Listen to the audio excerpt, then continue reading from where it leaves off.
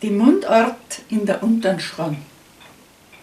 Bei uns da gibt's die Ausdrücke, a Bois, a Dirm und Zerst, a Ment, a Garling, lustig, a Fersen is a Ferst, zu rückwärts sagen wir Arschling, zu Juckreiz sagen wir Beiß, ein Storchspülen is ein Duktor mit Vorsatz und kurz Fleiß.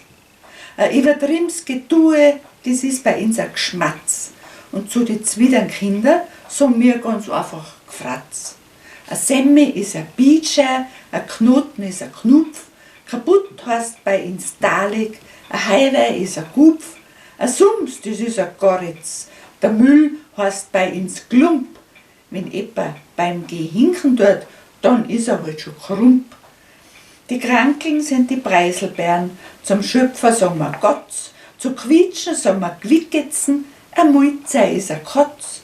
So reden wir in der unteren Schron, im untersten Tirol. Und wenn's ein bisschen losen dort, versteht's es ins auch wohl.